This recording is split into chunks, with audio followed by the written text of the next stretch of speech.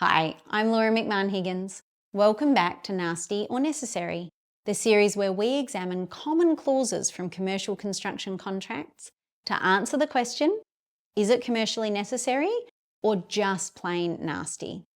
Today we are looking at a clause that attempts to pass financial liability for a buildability problem to a contractor. This is what the clause will look like. The contractor is deemed to have allowed in the contract sum for the resolution of any buildability problem. The term buildability problem is then defined like this. Buildability problem means any issue which requires a variation in the works to correct a deficiency in the design. Whether this clause is nasty or necessary will actually depend on what kind of contract it is, construct only or design and construct. In a construct-only contract, there are two categories of variations that will be claimable. The first is what I would call a change of mind variation, where the principal changes their mind about what they want the contractor to do and vary the work accordingly. For example, increase the height of the ceilings by another 3 courses. This is a change of mind variation, and it's payable under a construct-only contract. The other category of variation which is claimable is a buildability variation.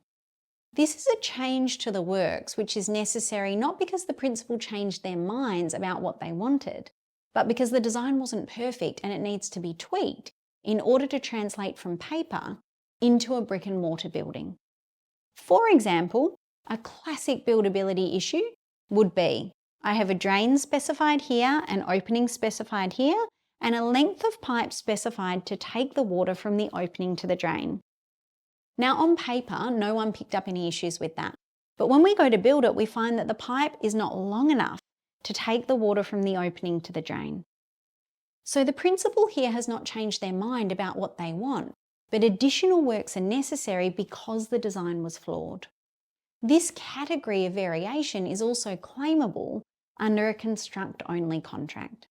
This makes perfect sense. The contractor did not complete the design, so they're not liable for the design. In a design and construct contract, only one category of variation is payable, change of mind variations, and the contractor cannot claim for addressing any buildability issues. Again, this makes sense. The contractor did complete the design, so they should be liable for it. Or in other words, they don't get paid a variation for fixing their own mistakes. Therefore, in a design and construct contract, a buildability clause is absolutely necessary. But in a construct-only contract, where I am seeing them appear more and more frequently, it is very nasty.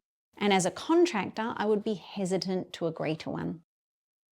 That wraps up this episode of Nasty or Necessary. If you found this helpful, please sign up to complete our online training course today, where I explain concepts like this in simple, easy to understand terms.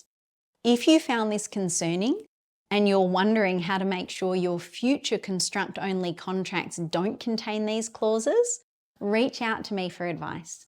Questamon Legal specialise in construction law, and we can take care of all your construction contract needs, from contract review and negotiation to execution and project management.